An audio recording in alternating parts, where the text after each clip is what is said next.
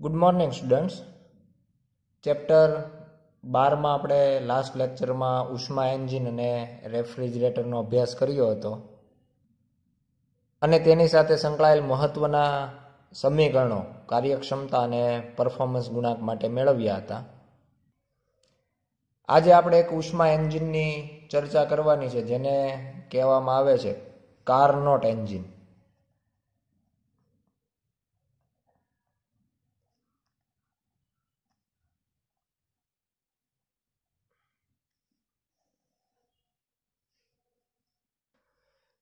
જ્યારે કોઈ ઉષ્મા એન્જિન છે એને માત્ર બે તાપમાન વચ્ચે જ પ્રક્રિયાઓ કરાવી અને કાર્ય મેળવવામાં આવે તો આવા કિસ્સામાં કાર્યક્ષમતા કેટલી હોઈ શકે અને મહત્તમ કઈ રીતે મેળવી શકાય એનો વિગતવાર અભ્યાસ આપણે કાર્નોટ એન્જિનમાં કરી શકીએ.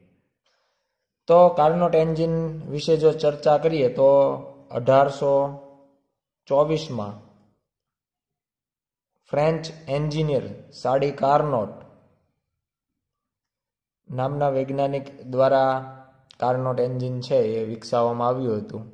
વ્યાખ્યાની વાત કરીએ તો આપણે એવું કહી શકીએ કે જે પ્રતિવર્તી એન્જિન એટલે કૌંસમાં આપણે પ્રતિવર્તી એન્જિન લેવાનું છે એવો પણ ઉલ્લેખ કરી દઈએ. જે પ્રતિવર્તી એન્જિન બે તાપમાન વચ્ચે કાર્ય કરે તેને કાર્નોટ એન્જિન કહે છે. તો આ પ્રમાણે આપણે કાર્નોટ એન્જિન છે એની વ્યાખ્યા આપી શકીએ.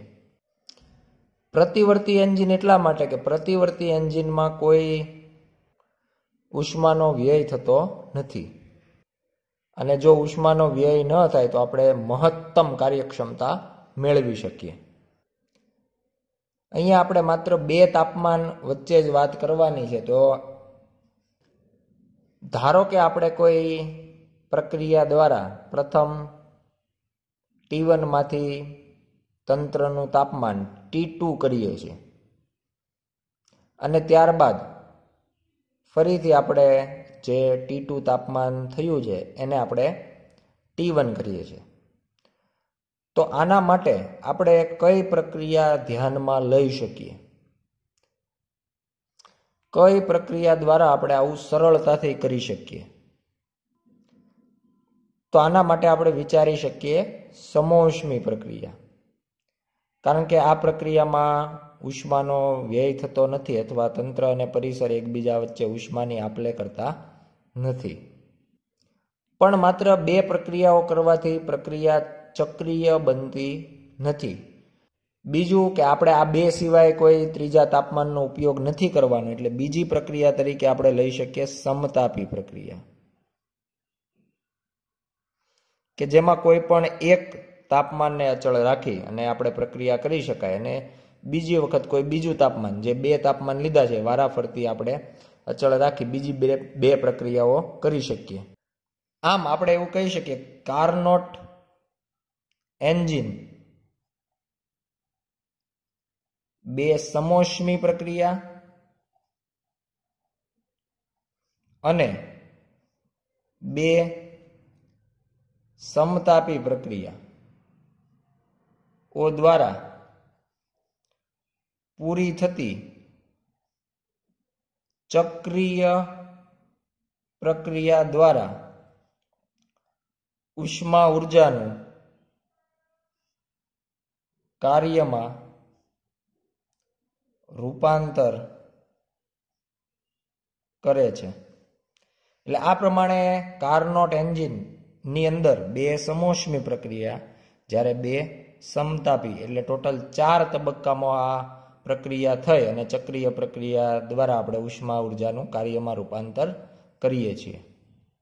એન્જિનની જો આપણે વાત કરીએ તો આ એન્જિનમાં કાર્યકારી પદાર્થ તરીકે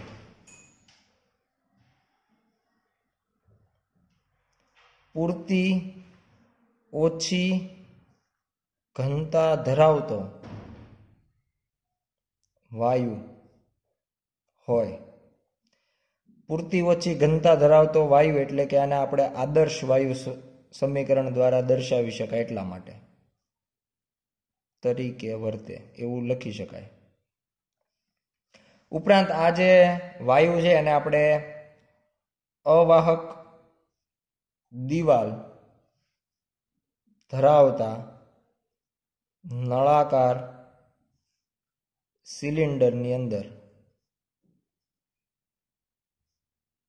રાખેલ હોય, જેના પર ઘર્ષણ રહિત પિસ્ટન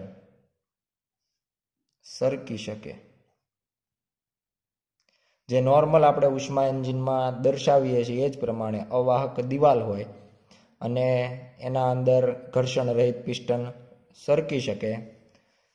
આનું જે તળિયું છે, આ સિલિન્ડરનું જે તળિયું છે એ સુવાહક હોય છે. એન્જિનમાં દરેક ચક્ર દરમિયાન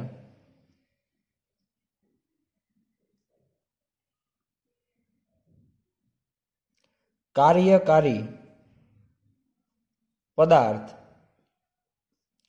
ઊંચા તાપમાને, જેને આપણે T1 કહીએ, તો ઊંચા તાપમાને રહેલ ઉષ્મા પ્રાપ્તિ સ્થાનમાંથી ઉષ્માનું, જેને આપણે Q1 કહીએ, શોષણ કરે અને નીચા તાપમાન, જેને આપણે T2 કહીએ અને એના માટે કન્ડિશન લખી શકાય T2 લેસ ધેન T1 પર રહેલ ઠારણ વ્યવસ્થામાં ઉષ્મા મુક્ત કરે. એટલે એન્જિનની અંદર દરેક ચક્ર દરમિયાન આ જે ઉષ્માનું શોષણ અને ઉષ્મા મુક્ત કરવાની પ્રક્રિયા છે એ સતત પુનરાવર્તન પામતી રહે છે. અહીંયા આપણે P વિરુદ્ધ V નો આલેખ દર્શાવેલ છે, જેને કાર્નોટ ચક્ર કહે છે. એટલે જે ચક્રીય પ્રક્રિયા થાય છે એ આપણે અહીંયા દર્શાવેલી છે. પહેલી જે પ્રક્રિયા છે એમાં જે કાર્યકારી પદાર્થ તંત્ર જે છે એ અવસ્થામાં છે, જેના માટે આપણે એનું દબાણ P1 કહી દઈએ, કદ V1 છે અને કોઈ તાપમાન T1. આ એની પ્રારંભિક અવસ્થા આપણે અહીંયા દર્શાવેલ છે. એમાંથી આપણે સમતાપી વિસ્તરણ કરાવીએ છીએ, એટલે કદમાં વધારો કરાવીએ છીએ, પણ તાપમાન અચળ, સમતાપી વિસ્તરણ. અને એના પરિણામ સ્વરૂપે કોઈ બી અવસ્થામાં પહોંચે છે, જ્યાં એના દબાણ અને કદ બદલાશે પણ તાપમાન બદલાશે નહીં. એટલે બી અવસ્થા સાથે સંકળાયેલ દબાણ P2, કદ V2 અને તાપમાન એનું અચળ રહેશે, એટલે કે T1. તો આ પ્રમાણે બી અવસ્થા સાથે સંકળાયેલ રાશિઓ આપણે દર્શાવી શકાય. આ જે તબક્કો છે એના માટે આપણે લખી શકીએ પ્રથમ તબક્કો, જેને આપણે કહીશું A થી B પ્રક્રિયા. એ અવસ્થામાંથી બી અવસ્થામાં જાય અને પ્રક્રિયા તો કે વાયુનું સમતાપી વિસ્તરણ. અહીંયા સ્પષ્ટ જોઈ શકાય, શરૂઆતનું કદ V1 ઓછું છે, બી અવસ્થામાં કદ V2 વધારે છે, એટલે વિસ્તરણ થાય છે, કદમાં વધારો થાય. અને આવી પરિસ્થિતિમાં જો આપણે કાર્યની ચર્ચા કરીએ અથવા તો તંત્રએ શોષેલી ઉષ્મા, કારણ કે બંને સમાન હોય, થર્મોડાયનેમિક્સના પ્રથમ નિયમ પ્રમાણે ડેલ્ટા E ઇન્ટરનલ તાપમાન પર આધારિત છે અને તાપમાન બદલાતું નથી, એટલે આંતરિક ઉર્જા પણ બદલાય નહીં, એટલે Q બરાબર W થાય. અને એ આપણે લખી શકાય કાર્ય માટેનું સમીકરણ સમતાપી પ્રક્રિયામાં મ્યુ આર તાપમાન તરીકે અહીંયા T1 ln V2 ના છેદમાં V1 આ પ્રકારનું આપણને સમીકરણ જે છે એ મળશે, જેને આપણે કહી દઈએ આપણું સમીકરણ નંબર 1. બીજું આદર્શ વાયુ સમીકરણ પણ આપણે લખી શકાય, અથવા તો સમતાપી પ્રક્રિયા છે તો સમતાપી માટે લખી શકાય P1 V1 બરાબર P2 V2. તો આ પ્રમાણે પહેલો જે તબક્કો છે, પ્રથમ તબક્કો, એના અંદર આપણને એક કાર્ય અથવા તો શોષાયેલી ઉષ્મા Q1 માટેનું સમીકરણ મળે, અને બીજું સમતાપી પ્રક્રિયા હોવાથી આદર્શ વાયુ સમીકરણ મુજબ PV બરાબર અચળ એટલે કે P1 V1 બરાબર P2 V2 લખી શકાય. ત્યારબાદ આપણે વાત કરીએ બીજા તબક્કાની. તો બીજા તબક્કામાં આપણે કોઈ B અવસ્થામાંથી અને C અવસ્થામાં લઈ જઈએ છીએ. એ દરમિયાન પ્રક્રિયા સમોષ્મી પ્રક્રિયા છે, એટલે કે ઉષ્મા બદલાતી નથી, પણ આપણે વિસ્તરણ કરાવીએ છીએ. જો અહીંયા V2 B અવસ્થામાં કદ છે એના કરતાં C માં કદ વધારે છે, એટલે એનો મિનિંગ વિસ્તરણ કરીએ છીએ. એ દરમિયાન એનું દબાણ બદલાશે, એનું કદ બદલાશે, અને સાથે સાથે હવે તાપમાન પણ બદલાશે, કારણ કે ઉષ્મા અચળ છે, તાપમાન નહીં. આપણે કોઈ પણ પદાર્થનું ઉષ્મા આપ્યા વગર વિસ્તરણ કરીએ તો એના તાપમાનમાં ઘટાડો થાય, એટલે T2 તાપમાન ઓછું હશે એવું પણ આપણે કહી શકીએ. એટલે C અવસ્થામાં દબાણ P3, કદ V3 અને તાપમાન T2 બનશે, અને આખી પ્રક્રિયા છે સમોષ્મી વિસ્તરણ.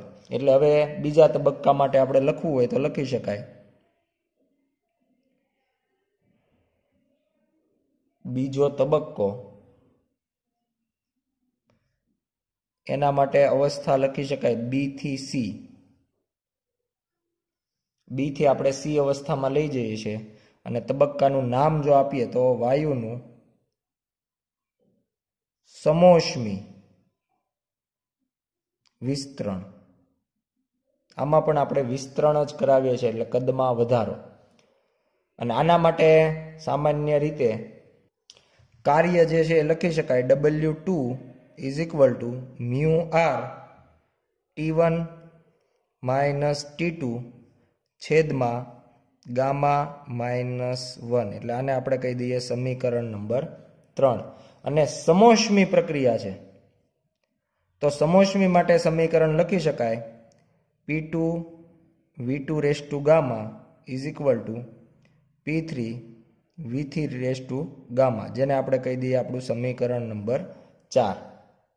એટલે કોઈ પણ પ્રક્રિયામાં આપણે જોઈ શકાય કે એક કાર્યનું સમીકરણ લખી શકાય, ઉપરાંત બીજું જે કંઈ પ્રક્રિયા છે, સમતાપી હોય તો સમતાપીનું સમીકરણ, સમોષ્મી હોય તો સમોષ્મી પ્રક્રિયાનું સમીકરણ લખી શકાય. ત્યારબાદ ત્રીજા તબક્કાની અંદર ફરીથી આપણે એક સમતાપી પ્રક્રિયા કરીએ છીએ, પણ આ દરમિયાન આપણે જે કદ V3 છે એ ઘટાડી અને C અવસ્થામાંથી D અવસ્થામાં લઈ જઈએ છીએ. એટલે કે તાપમાન અચળ સમતાપી પ્રક્રિયા કરીએ પણ કદમાં ઘટાડો, એટલે આને આપણે નામ આપશું સમતાપી સંકોચન, જ્યાં દબાણ બનશે P4, કદ બનશે V4 અને તાપમાન અચળ એટલે કે T2. તો આ પ્રમાણે આપણે C અવસ્થામાંથી તંત્રને D અવસ્થામાં લઈ જઈએ, એટલે ત્રીજો તબક્કો.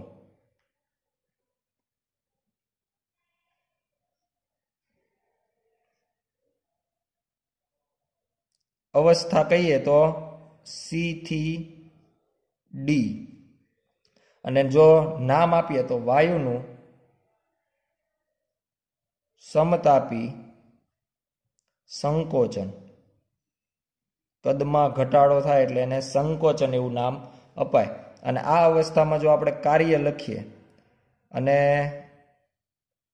બીજું કે ગુમાવેલી ઉષ્મા, ઠારણ વ્યવસ્થાને જે ઉષ્મા આપે છે Q2 લખીએ તો લખી શકાય mu r T2. અત્યારે આખી પ્રક્રિયા T2 તાપમાને થઈ રહી છે, ln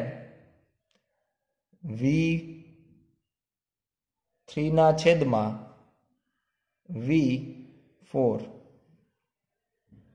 આને આપણે કહી દઈએ સમીકરણ નંબર 5.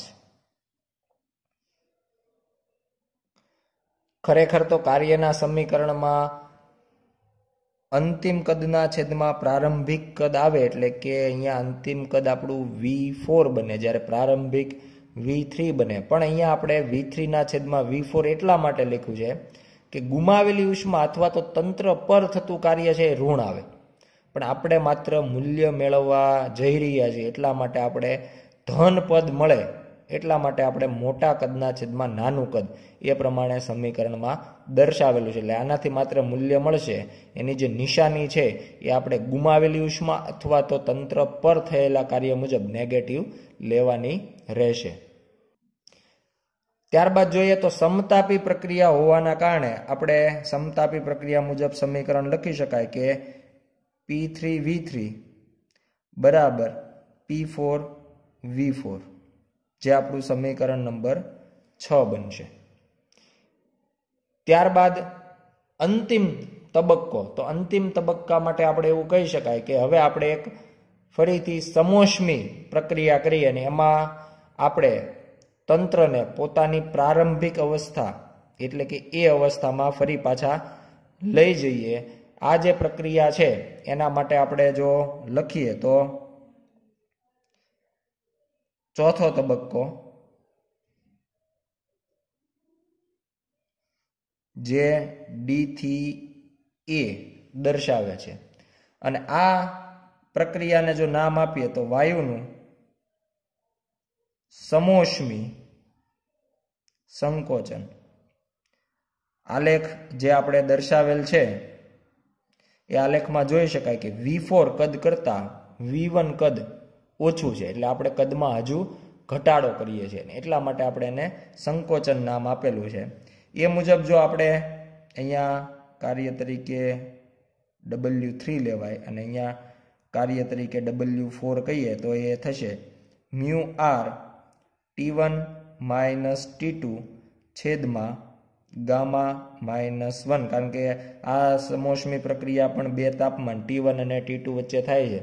બીજા તબક્કામાં પણ એ T1 અને T2 વચ્ચે જ થતી હતી, પણ ફરીથી અહીંયા જેમ કાર્ય માટે આપણે મોટા કદના છેદમાં નાનું કદ લીધું એમ આ બંને સમીકરણમાં પણ કાર્ય આપણે મૂલ્ય મેળવતા હોવાથી મોટા તાપમાનમાંથી નાનું તાપમાન બાદ કરેલું છે, જેને કહી દઈએ સમીકરણ નંબર 7. અને હવે સમોષ્મી પ્રક્રિયા હોવાથી આપણે સમોષ્મી પ્રક્રિયાનું સમીકરણ લખી શકાય P4V4 રેઝ ટુ ગામા બરાબર P1V1 રેઝ ટુ ગામા, જે આપણું બનશે સમીકરણ 8. એટલે અહીંયા આપણે ટોટલ જે 4 તબક્કાની અંદર આખી પ્રક્રિયા થાય છે એમાં ચારેય તબક્કાની અંદર થતા કાર્ય મેળવા ઉપરાંત જે કંઈ પ્રક્રિયા હતી સમતાપી અથવા સમોષ્મી એના માટેનું આપણને એક એક સમીકરણ મળે, એટલે ટોટલ કુલ ચારેય તબક્કાના થઈ દરેક તબક્કાના 2 સમીકરણ, એવા ચારેય તબક્કાના થઈ ટોટલ આપણને 8 સમીકરણ મળશે. હવે આપણે આ જે કાર્નોટ એન્જિન છે એની કાર્યક્ષમતા મેળવવી છે, તો અહીંયા આપણે Q1 નું સૂત્ર ધ્યાનમાં લઈએ અને Q2 એટલે કે ઉષ્મા પ્રાપ્તિ સ્થાનમાંથી મેળવેલી ઉષ્મા અને ઠારણ વ્યવસ્થામાં ગુમાવેલી ઉષ્મા, આ બંને જે ઉષ્મા છે Q1 અને Q2 બંને સમીકરણ એટલે સમીકરણ 1 અને સમીકરણ 5 ને ધ્યાનમાં લઈએ તો હવે આપણે લખી શકાય એન્જિનની કાર્યક્ષમતા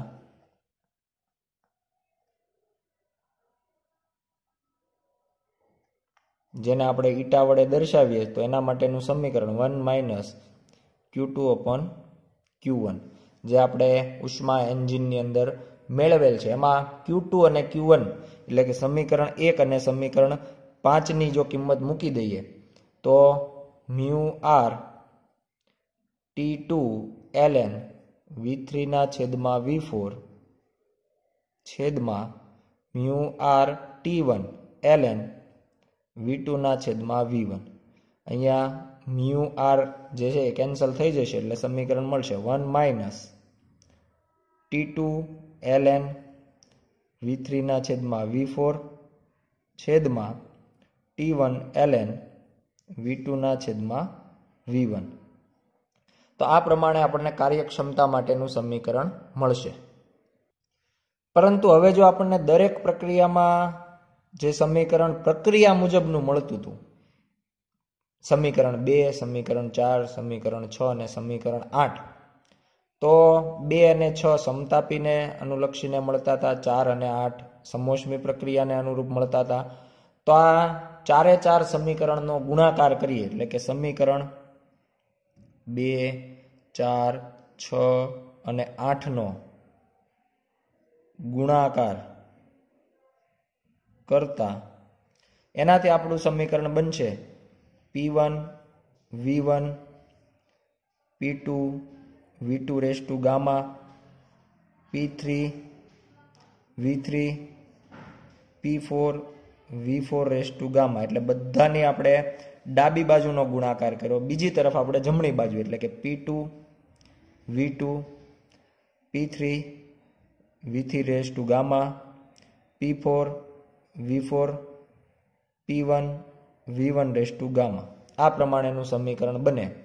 બંને તરફ P1 cancel, P2 cancel, P3 cancel અને P4 કેન્સલ. એટલે દબાણવાળું જે પદ છે એ કેન્સલ થઈ જશે. અહીંયા ડાબી તરફ V1 V2 raise to gamma, V3 અને V4 રેઝ ટુ ગામા, જ્યારે જમણી તરફ V2 V3 raise to gamma, V4 અને V1 રેઝ ટુ ગામા. તો એક તરફ આપણે બેકી અંકવાળા લઈએ અને એક તરફ એકી અંકવાળા કદના પદ ભેગા કરીએ તો ડાબી તરફ આપણે લખી શકીએ કે V2 V4 raise to gamma. એટલે અહીંયા આપણે બેકી અંકવાળા V2 અને V4 ની ગામા ઘાત એટલે બંનેની ગામા ઘાત છેદમાં બીજી તરફથી આપણે V4 અને V2 ને છેદમાં લઈ લઈએ એટલે V2 ના છેદમાં V4. જમણી બાજુ પણ એવું જ કરીએ કે V1 અને V3 ની ગામા ઘાત છે જ અને બીજી તરફથી આપણે એકી અંક એટલે કે V1 V3 ને લઈ આવીએ એટલે આ પ્રમાણેનું પદ બનશે. એટલે છેદમાં આખા કૌંસની એક ઘાત છે એવું કહેવાય. અને જો આને અંશમાં લઈ જઈએ તો આપણું પદ મળશે V2 V4 આખાની ગામા -1 ઘાત ઇઝ ઇક્વલ ટુ બીજી તરફ પણ V1 V3 આખાની હોલ રેઝ ટુ ગામા -1. બંને તરફ ઘાત સમાન હોવાથી V2 V4 is equal two V1 V3 આ પ્રમાણેનું પદ મળે. એટલે કે V2 ના છેદમાં V1 બરાબર V3 ના છેદમાં V4. આ પ્રમાણેનું આપણને, અને સમીકરણ 9 કહી દઈએ તો આ પ્રમાણે આપણને સમીકરણ 10 છે એ મળશે. અને આ સમીકરણ 10 ની કિંમત આપણે સમીકરણ 9 માં મૂકી દઈએ. સમીકરણ 10 ની કિંમત સમીકરણ 9 માં મૂકતા eta is equal to 1 T2 upon T1 આ પ્રમાણે આપણને સમીકરણ નંબર 11 મળશે. અહીંયા આપણે જે સમીકરણ છે એમાં V3 ના છેદમાં V4 જે આવે છે એના જગ્યાએ આપણે V2 ના છેદમાં V1 એટલે અહીંયા પણ V2 ના છેદમાં V1 એટલે નેચરલ લોગ ઓફ V2 ના છેદમાં V1 અને છેદમાં પણ નેચરલ લોગ ઓફ V2 ના છેદમાં V1 કેન્સલ થઈ જાય. એટલે માત્ર જે તાપમાન વાળું પદ છે એ જ રહેશે. આ જે સમીકરણ છે એના ઉપરથી કહી શકાય કે કાર્નોટ એન્જિનની જે કાર્યક્ષમતા છે એમાં T1 અને T2 તાપમાન એટલે કે ઉષ્મા પ્રાપ્તિ સ્થાનનું તાપમાન અને ઠારણ વ્યવસ્થાનું તાપમાન આવે છે. કોઈ જગ્યાએ કાર્યકારી પદાર્થ તરીકે આપણે શું વાપરીએ છીએ એ સમીકરણમાં કાર્યક્ષમતાના સમીકરણમાં આવતું નથી. એટલે આના માટે લખી શકાય ઈટા એટલે કે કાર્યક્ષમતા T1 અને T2 પર આધારિત કાર્યકારી પદાર્થ પર નહીં. કાર્યકારી પદાર્થ તરીકે કોઈ પણ હોઈ શકે પણ T1 અને T2 જે ઉષ્મા પ્રાપ્તિ સ્થાનનું તાપમાન અને ઠારણ વ્યવસ્થાનું તાપમાન છે એના પર જ આધારિત છે. કાર્યકારી પદાર્થ વાયુ પર આધારિત નથી.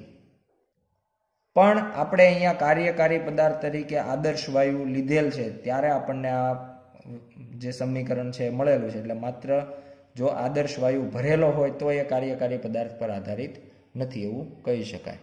એ ખૂબ જ મહત્વની બાબત કે જો આપણે કાર્યક્ષમતા 1 અથવા તો 100% મેળવવી હોય તો એના માટે સમીકરણ 11 ની અંદર જે બીજું પદ છે એ શૂન્ય થવું જોઈએ, એટલે ઈટા ઇઝ ઇક્વલ ટુ 1 થાય. તો એના માટે સમીકરણ 11 બીજા પદને શૂન્ય કરવા માટે કાં તો આપણે T2 બરાબર 0 લઈ શકાય, એટલે કે જો અંશ 0 હોય તો છેદમાં કોઈ પણ તાપમાન હોય તો એ જવાબ 0 જ મળે, અથવા તો T1 છેદમાં જે તાપમાન ઉષ્મા પ્રાપ્તિ સ્થાનનું તાપમાન છે એ અનંત હોવું જોઈએ, એટલે કાં ઠારણ વ્યવસ્થાનું તાપમાન 0 કેલ્વિન નિરપેક્ષ શૂન્ય તાપમાન, અથવા તો ઉષ્મા પ્રાપ્તિ સ્થાનનું તાપમાન અનંત, અથવા છે એટલે બેમાંથી કોઈ પણ એક હોય તો ઈટા આપણને 1 મળી શકે, એટલે કે 100%. પણ આપણે થર્મોડાયનેમિક્સના બીજા ક્રમના જે નિયમ છે એમાં જોયું કે આવું એન્જિન બનાવવું અશક્ય છે, અથવા તો શક્ય નથી કે જેની કાર્યક્ષમતા 100% હોય. કાર્યક્ષમતા 100% એનો મિનિંગ એવો લઈ શકાય કે એને આપેલી બધી જ ઉષ્માનું એ શોષણ કર્યા બાદ એનું સંપૂર્ણપણે 100% કાર્યમાં રૂપાંતર કરે અને ઠારણ વ્યવસ્થાને કોઈ ઉષ્મા આપતું નથી. પણ આવું એન્જિન બનાવવું શક્ય નથી. હવે જો આપણને કાર્નોટ એન્જિનની અંદર મળતા કાર્યનો ઉપયોગ કરી અને રેફ્રિજરેટર ચલાવવામાં આવે તો અહીંયા પ્રથમ જે રેખા પદ્ધતિ છે એના અંદર આપણે કાર્નોટ એન્જિન દર્શાવેલું છે, જેમાં T1 તાપમાન ઉષ્મા પ્રાપ્તિ સ્થાનમાંથી Q1 ઉષ્મા મેળવે અને W કાર્ય આપે. એ W કાર્ય દ્વારા આપણે રેફ્રિજરેટરનું એન્જિન ચલાવીએ છીએ કે જેમાં ઉષ્મા ઓછા તાપમાન T2 થી વધારે તાપમાન T1 તરફ જાય. તો આવા કેસની અંદર આપણે જો કાર્નોટ એન્જિન માટેની કાર્યક્ષમતા ઈટા વિચારીએ તો 1 T2/T1 થશે. અને હવે આપણે રેફ્રિજરેટર માટે વાત કરીએ તો એનો પરફોર્મન્સ ગુણાંક આપણે આલ્ફા દ્વારા આપીએ છીએ, જેનું સૂત્ર બને Q2/W. અને એના અંદર જો આપણે W ની કિંમત મૂકીએ તો હવે આપણે એને કાર્નોટ એન્જિનની જે કાર્યક્ષમતા છે એના સંદર્ભમાં મૂકીએ, કારણ કે ઈટાનું મૂળ સૂત્ર જે છે એ આપણને મળે છે W/Q1. તો આના ઉપરથી W બરાબર, કારણ કે બંનેનું W સમાન જ છે, જે કાર્નોટ એન્જિનનું W છે એ જ રેફ્રિજરેટર ઉપર કરીએ છીએ, એટલે એના ઉપરથી W બરાબર NQ1 થઈ જાય, એટલે Q2/ઈટા/Q1 આ મુજબનું સમીકરણ બને. અને હવે આના અંદર આપણે ફરીથી ઈટાનું સમીકરણ વાપરીએ તો ઈટા બરાબર 1 Q2/Q1 પરથી Q2/Q1 ને સૂત્રનો કરતા બનાવીએ તો એના ઉપરથી થશે 1 - ઈટા. અને આ જે કિંમત છે આપણે આલ્ફાના સમીકરણમાં મૂકી દઈએ તો alpha is equal two Q2/Q1, એટલે કે 1 - ઈટા/ઈટા. આ મુજબનું સમીકરણ મળે. અને હવે આપણે સમીકરણ 1 નો ઉપયોગ અહીંયા કરીએ કે ઈટાની જગ્યાએ આપણે 1 - T2/T1 મૂકીએ તો 1 - ઈટાની જગ્યાએ 1 - T2/T1 છેદમાં 1 - T2/T1. આ મુજબનું સમીકરણ બને, જેને જો સાદું રૂપ આપીએ તો alpha is equal two T2/T1 - T2. એટલે આ મુજબ આપણે રેફ્રિજરેટરનો જે પરફોર્મન્સ ગુણાંક છે એને પણ તાપમાનના સ્વરૂપમાં, એટલે T2 અને T1ના સ્વરૂપમાં દર્શાવી શકાય, જ્યાં T1 ઉષ્મા પ્રાપ્તિ સ્થાન અથવા ઊંચા તાપમાનવાળું પરિસર છે અને T2 નીચા તાપમાનવાળું ઉષ્મા પ્રાપ્તિ સ્થાન છે રેફ્રિજરેટરના કિસ્સામાં, એવું કહી શકાય. અહીંયા આપણે જે આલ્ફાને ઈટાના સ્વરૂપમાં દર્શાવેલ સમીકરણ છે એના અંદર આપણને ઈટાને રેફ્રિજરેટરની કાર્યક્ષમતા છે એવું પણ કહી શકાય. એટલે રેફ્રિજરેટરની અંદર પણ આપણે ઈટાને કાર્યક્ષમતા દ્વારા દર્શાવી શકાય. ત્યારબાદ સ્વાધ્યાયનો 10મો દાખલો. એક રેફ્રિજરેટરનું અંદરનું તાપમાન 9 ડિગ્રી સેલ્સિયસ છે. જ્યારે જે રૂમમાં રાખેલ છે તેનું તાપમાન 36 ડિગ્રી સેલ્સિયસ છે. તો અહીં થતા કાર્યનો પરફોર્મન્સ ગુણાંક શોધો. અહીંયા આપણને રેફ્રિજરેટરનું અંદરનું તાપમાન આપેલ છે, જેને આપણે ઠારણ વ્યવસ્થા તરીકે લઈ શકાય, જેને આપણે T2 વડે દર્શાવીએ તો 9 ડિગ્રી સેલ્સિયસ એટલે કે 9 + 273 કેલ્વિન એટલે થશે 282 કેલ્વિન. ઉપરાંત T1 ની વાત કરીએ તો રૂમનું તાપમાન આપણને આપ્યું છે 36 ડિગ્રી સેલ્સિયસ એટલે કે 36 + 273 એટલે કે કેલ્વિનમાં ફરી જશે, જે થશે 309 કેલ્વિન. તો આ પ્રમાણે આપણી પાસે હવે T2 અને T1 ના મૂલ્ય છે. તો પરફોર્મન્સ ગુણાંક જો મેળવીએ, alpha is equal two T2 ના છેદમાં T1 - T2, T2 282, T1 309 - T2 282 is equal two 282 ના છેદમાં 27 એટલે કે આલ્ફા આપણને અહીંયા મળશે 10.4. આલ્ફા માટે આપણે એવું કહી શકાય કે 1 કરતાં મોટો હોય પણ ક્યારેય અનંત હોતો નથી. આભાર.